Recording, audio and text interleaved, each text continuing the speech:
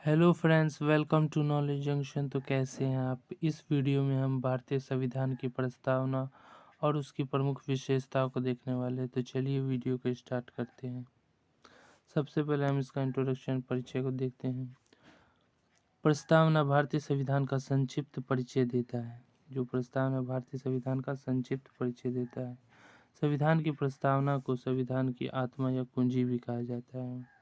तो जो ये प्रस्तावना है वो भारतीय संविधान का छोटा सा परिचय देता है कि भारतीय संविधान में कौन कौन से तत्व समाहित है या शामिल है, और भारतीय संविधान में कितने प्रकार की न्याय है, सामाजिक आर्थिक राजनीतिक न्याय, और कितनी प्रकार की स्वतंत्रता है। भारत में कैसा लोकतंत्र है, समाजवादी लोकतंत्र है कि कल्याणकारी लोकतंत्र है। तो इसी तरह प्रस्तावना भारतीय संविधान का छोटा सा परिचय देता है। और भारतीय संविधान की प्रस्तावना को संविधान की आत्मा या कुंजी भी कहा जाता है। भारतीय संविधान के अनुसार समस्त शक्तियों का जो केंद्र बिंदु है वो भारत के लोग हैं। तो भारतीय संविधान हमें ये बताती है कि भारतीय संविधान के अनुसार समस्त शक्तियों का जो केंद्र बिंदु है वो भारत के लोग हैं। तो जो भारत की जनता के पास वो शक्ति है कि वो अपने मतदान के द्वारा अपने प्रत्याशियों को गद्दी पे बैठा सकते हैं, तो वो अपने मतदान के द्वारा दोबारा अपने प्रत्याशियों को पद से उतार भी सकते हैं। तो उनके पास सबसे बड़ी शक्ति है मतदान की शक्ति। तो इसीलिए प्रस्तावना के अनुसार समस्त शक्तियों का जो केंद्र बिंदु है भारत का, वो भारत के लोग हैं। भारतीय संविधान की प्रस्तावना है वो पंडित जवाहरलाल नेहरू द्वारा बनाए गए उद्देश्य प्रस्ताव पर आधारित है। तो जो हमारा संविधान तैयार हो रहा था, तो उसी समय पंडित जवाहरलाल नेहरू जी ने अपना उद्देश्य प्रस्ताव संविधान सभा के समक्ष पेश किया, और इसी के तहत भारतीय प्रस्तावना को संविधान का अंग माना गया। तो जो ये प्रस्तावना है वो पंडित जवाहरलाल नेहरू द्वारा बनाए गए उद्देश्य पर आधारित है, जिसे जवाहरलाल नेहरू ने संविधान सभा के समक्ष 13 दिसंबर 1946 को पेश किया, और 22 जनवरी 1947 को प्रस्ताव को स्वीकार कर लिया गया। जो 22 जनवरी 1947 को प्रस्तावना के प्रस्ताव को संविधान सभा के समक्ष स्वीकार कर लिया गया था।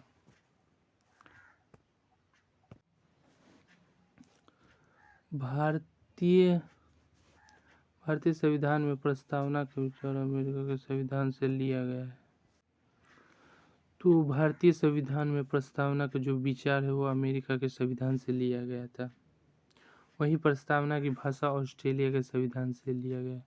तो भारतीय संविधान में प्रस्तावना का विचार अमेरिका के संविधान से लिया गया है, लेकिन वही प्रस्तावना की भाषा जो है वो ऑस्ट्रेलिया के संविधान से लिया गया है। और प्रस्तावना में जो स्वतंत्रता, समानता और बंधुता का जो आदर्श है वो फ्रांस के संविधान से लिया गया है। तो अलग अलग देशों से कई सारे प्रावधानों को भारतीय संविधान में शामिल किया गया था। संविधान की प्रस्तावना में 42वें संविधान संशोधन 1976 के तहत किया गया था। तो 42वें संविधान संशोधन के तहत इसमें प्रस्तावना में 3 शब्द जोड़े गए थे। समाजवादी, पंथनिरपेक्ष और राष्ट्रीय अखंडता शब्द जोड़े गए थे। प्रस्तावना संविधान का अंग होते हुए भी कानूनी तौर पर उसका भाग नहीं माना जाता है। तो जो प्रस्तावना है वो संविधान का अंग होते हुए भी कानूनी तौर पर संविधान का भाग नहीं माना जाता है। यहाँ पर एक नोट है, तो इसे हम नोट को देख लेते हैं। नोट: केशवानंद भारती बनाम केरल राज्यवाद। 1973 में सर्वोच्च न्यायालय ने प्रस्तावना को संविधान का अंग माना और संसद को प्रस्तावना में संशोधन करने का अधिकार दिया। तो एक केस हुआ था सुप्रीम कोर्ट में, केशवानंद भारती बनाम केरल राज्यवाद 1973 में। तो इसमें कहा गया कि प्रस्तावना संविधान का अंग है। तो सुप्रीम कोर्ट ने इस पे बहुत लंबी बहस चली, जिसके बाद सुप्रीम कोर्ट ने मान लिया कि प्रस्तावना संविधान का अंग है, भाग है और संसद जो है इसमें संशोधन कर सकती है। केशवानंद भारतीयवाद में ही सर्वोच्च न्यायालय ने मूल ढांचा the theory of basic structure का सिद्धांत दिया और संसद वह संविधान के मूल ढांचे में नकारात्मक संशोधन नहीं कर सकती। तो इसमें मूल ढांचा का सिद्धांत दिया गया था कि संसद इसमें नकारात्मक संशोधन नहीं कर सकती है, सकारात्मक संशोधन कर सकती है, लेकिन नकारात्मक संशोधन क्या करती, प्रस्तावना में नकारात्मक संशोधन नहीं कर सकती है। अब हम प्रस्तावना की प्रमुख विशेषताओं को देख लेते हैं। भारतीय संविधान की प्रस्तावना की प्रमुख विशेषता निम्नलिखित इस प्रकार है। पहली प्रमुख विशेषता है संप्रभुता। प्रस्तावना की पहली प्रमुख विशेषता क्या है? संप्रभुता। भारतीय संविधान की प्रस्तावना में संप्रभुता का अर्थ यह है कि भारत अपने आंतरिक और बाहरी मामलों में कोई भी निर्णय लेने के लिए स्वतंत्र है। तो संप्रभुता किसे कहते हैं? तो संप्रभुता उसे कहते हैं जब कोई राज्य अपने आंतरिक और बाहरी मामलों में कोई भी निर्णय लेने के लिए स्वतंत्र हो, तो उसे क्या कहते हैं? संप्रभुता कहते हैं। तो कोई भी निर्णय लेने के लिए स्वतंत्र है। भारत के मामलों में कोई भी देश हस्तक्षेप नहीं कर सकता है तथा भारत अपने कानून और नीतियों को स्वयं बनाएगा और उसका पालन करेगा बिना किसी बाहरी दबाव या हस्तक्षेप के। तो भारत क्या है, अपने कानूनी मामलों में कोई भी नीति या योजनाओं को खुद बनाएगा और उसे लागू करेगा। कोई दूसरा देश भारत को ये सलाह नहीं दे सकता कि तुम ऐसे करो। प्रस्तावना का दूसरा प्रमुख विशेषता समाजवादी है। तो समाजवादी शब्द भारतीय संविधान की जो प्रस्तावना है उसमें 42वें संविधान संशोधन 1976 के दौरान जोड़ा गया था समाजवादी शब्द। तो समाजवादी शब्द संविधान की प्रस्तावना में 42वें संविधान संशोधन 1976 में जोड़ा गया था। संविधान में समाजवादी का अर्थ यह है कि समाज में किसी एक वर्ग, किसी एक जाति पर ध्यान न देकर बल्कि संपूर्ण समाज के विकास पर ध्यान दिया जाए ताकि कल्याणकारी लोकतंत्र की स्थापना हो। तो समाजवादी का अर्थ क्या है प्रस्तावना में? तो समाजवादी का अर्थ यह है कि समाज में किसी एक वर्ग पर या किसी एक जाति पर ध्यान न देकर बल्कि संपूर्ण समाज के विकास पर ध्यान दिया जाए ताकि कल्याणकारी लोकतंत्र की स्थापना हो। तो यही समाजवादी का अर्थ है। अब हम आगे देखते हैं। तीसरा प्रमुख विशेषता पंथ निरपेक्ष है। पंथ निरपेक्ष शब्द को भी भारतीय संविधान की प्रस्तावना में 42वें संविधान संशोधन अधिनियम 1976 के द्वारा जोड़ा गया था। भारतीय संविधान में पंथ निरपेक्ष का आशय यह है कि भारत का कोई भी व्यक्ति किसी भी धर्म, रीति रिवाज को मान सकता है, उसका प्रचार प्रसार कर सकता है। भारत में सभी धर्मों को समान दर्जा दिया जाएगा और राज्य किसी भी व्यक्ति के साथ धर्म के आधार पर भेदभाव नहीं कर सकता है। तो तीसरी प्रमुख विशेषता पंथ निरपेक्ष होगी कि भारत का कोई भी व्यक्ति किसी भी रीति रिवाज को मान सकता है, कोई भी धर्म अपना सकता है, उसका प्रचार प्रसार कर सकता है और भारत सरकार उसे इस आधार पे, धर्म के आधार पे रोक नहीं सकती है।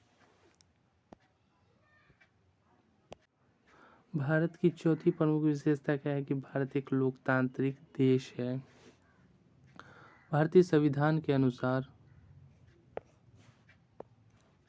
भारतीय संविधान के प्रस्तावना में यह स्पष्ट रूप से कहा गया है। भारतीय संविधान की प्रस्तावना में यह स्पष्ट रूप से कहा गया है कि भारत एक समाजवादी पंथ निरपेक्ष लोकतांत्रिक गणराज्य की स्थापना करेगा। यह लोकतंत्र का अर्थ यहाँ लोकतंत्र का अर्थ यह है कि भारत में समस्त शक्तियों का जो केंद्र बिंदु है वो भारत के लोग हैं और उनको यह अधिकार प्राप्त है कि वह अपने मतदान के माध्यम से अपने प्रतिनिधि को चुन सकते हैं और उन्हें सत्ता से हटा सकते हैं। तो लोकतंत्र का मूल मतलब क्या होता है? मूल अर्थ ये होता है कि लोकतंत्र में समस्त शक्ति जनता के हाथ में होती है, तो इसे ही लोकतंत्र कहते हैं। अगली विशेषता क्या है? स्वतंत्रता। तो संविधान के प्रस्तावना में स्वतंत्रता का आशय यह है कि भारत का प्रत्येक नागरिक अपने विचार अभिव्यक्ति को प्रकट करने तथा कोई भी कार्य करने के लिए स्वतंत्र है जो दूसरों के मूल अधिकार को ठेस नहीं पहुंचाता हो। तो भारतीय संविधान की प्रस्तावना में स्वतंत्रता का अर्थ यह है कि भारत का कोई भी व्यक्ति अपने अभिव्यक्ति विचार को प्रकट करने के लिए स्वतंत्र है, लेकिन वह दूसरे के मूल अधिकार को ठेस ना पहुंचाता हो। भारतीय संविधान की प्रस्तावना में 5 प्रकार की स्वतंत्रता प्रदान की गई है।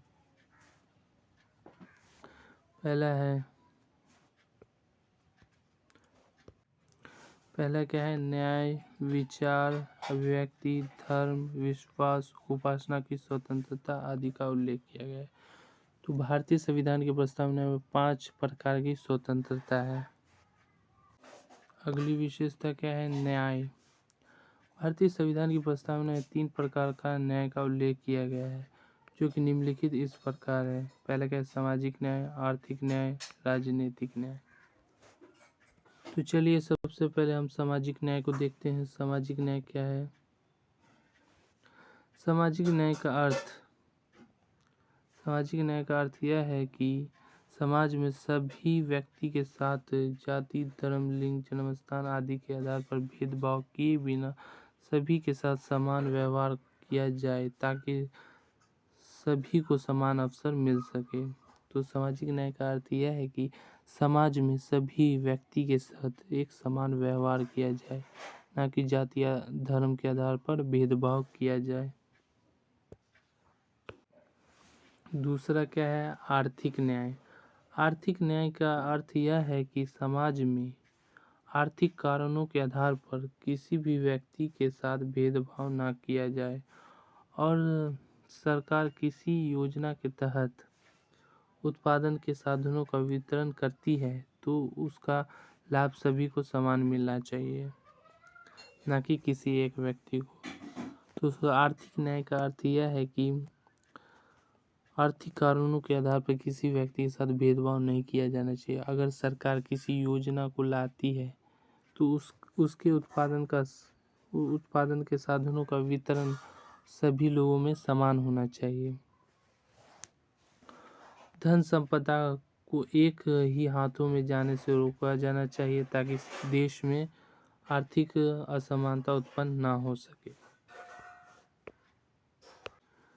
तीसरा क्या है? राजनीतिक न्याय। राजनीतिक न्याय से हमारा यह अभिप्राय होता है कि राजनीतिक न्याय के तहत भारत के सभी लोगों को एक वोट देने का अधिकार है, फिर चाहे वह अमीर हो या गरीब हो।